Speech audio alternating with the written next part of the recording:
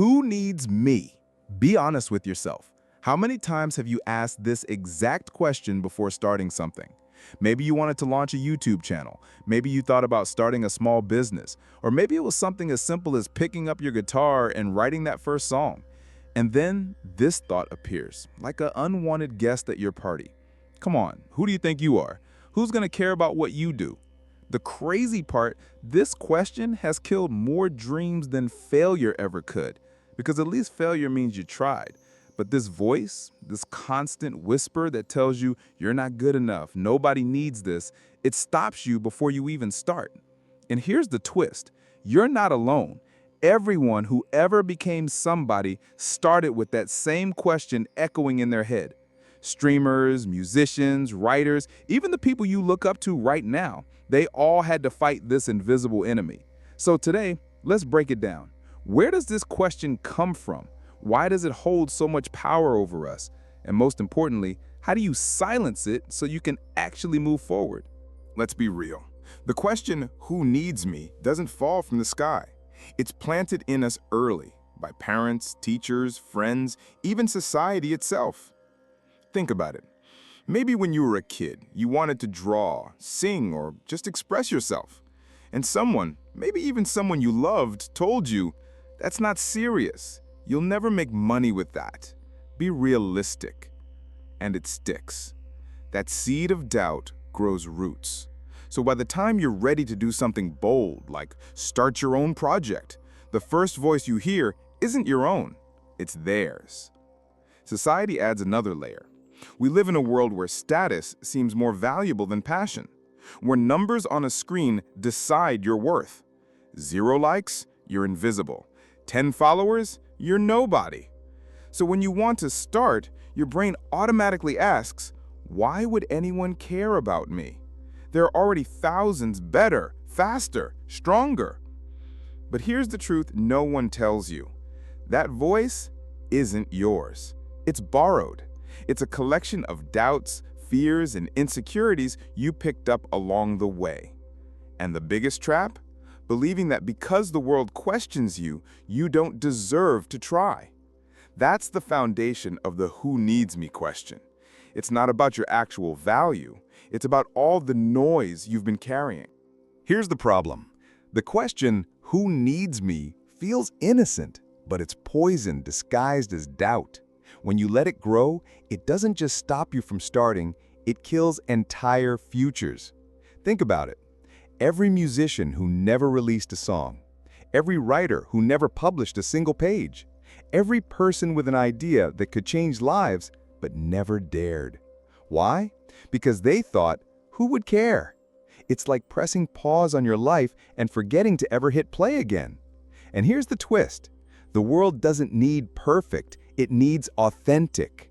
We don't follow people because they're flawless. We follow them because they're real, because their story mirrors ours.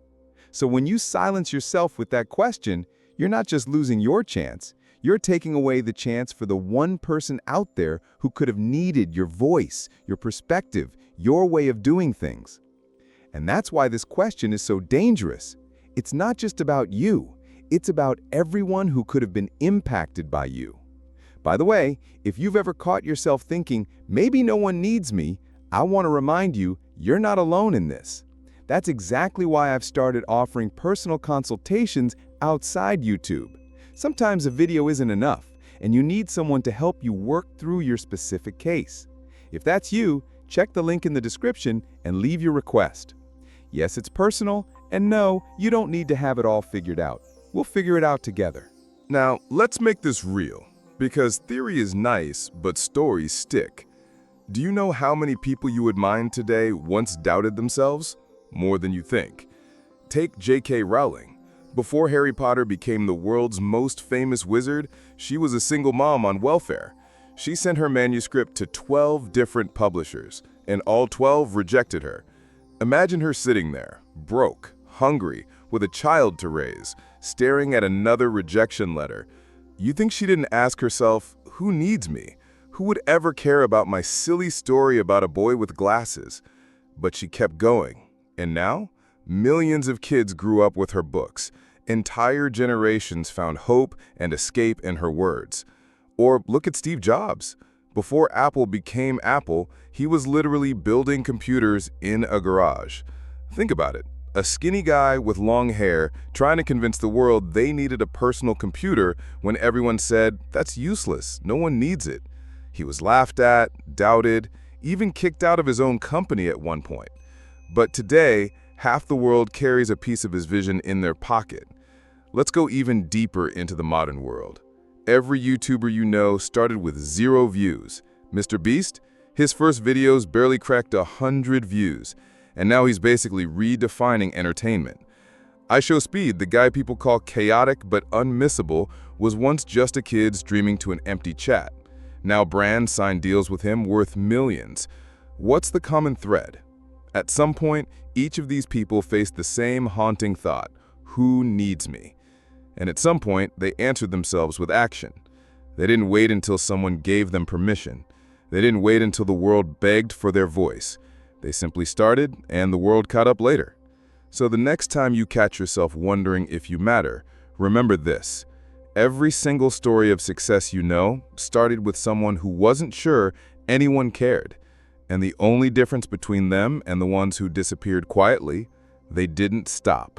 Now let's slow down and ask the real question. Why do we even think this way?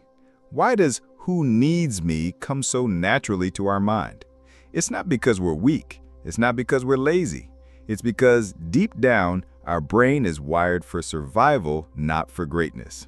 Think about it. Thousands of years ago, being rejected by the tribe literally meant death. If no one needed you back then, you were left outside, alone, with wolves waiting. So our brain evolved a built-in alarm system. Don't stand out.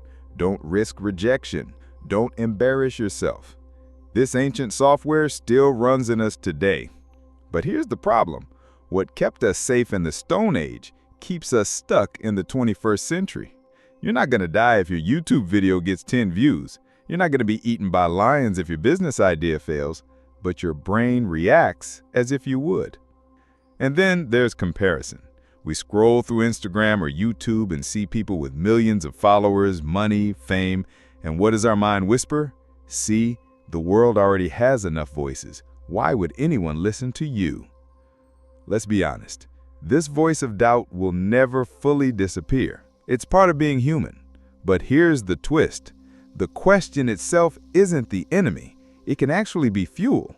Because once you ask, "who needs me?" you can choose to answer it. You can define who your message, your story, your creativity is actually for. And that's the moment the question stops being a prison and starts becoming a compass. Here's the thing. The answer to "who needs me" is not everyone. And it doesn't have to be. Not everyone will like you. Not everyone will support you. Not everyone will even understand you. But somewhere out there, there are people who do. Think about it. Someone out there is searching YouTube tonight for advice that only you can give in your way. Someone is scrolling through endless videos, wishing they could find a voice they actually connect with. Someone is waiting for a story that sounds just like theirs to finally feel less alone. That's who needs you. Not the faceless crowd, not the entire world, but the one person who feels like the world has forgotten them. For them, your video, your words, your project might not just be content, it might be oxygen. And here's the beautiful paradox. You don't have to reach millions to matter. You just have to reach one. Because the moment one person says, "Wow, this helped me," you have your answer. So next time that little voice in your head whispers, "Who needs me?" reply with this: "Maybe not everyone, but someone does. And that's enough." You don't need to save the world in one day. You don't need to go viral overnight. And you don't need to have 1 million followers to prove your worth. Here's the truth. Real progress comes from small, consistent steps. Think about it this way. The first stream a gamer does might have 2 viewers, but one of those 2 becomes a loyal fan.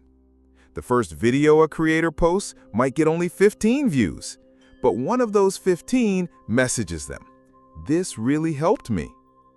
The first time you offer your skill, your service, your art, maybe just one person says yes. But that yes is the seed of everything that follows. It's like planting trees. You don't see the forest overnight. You start with a single seed.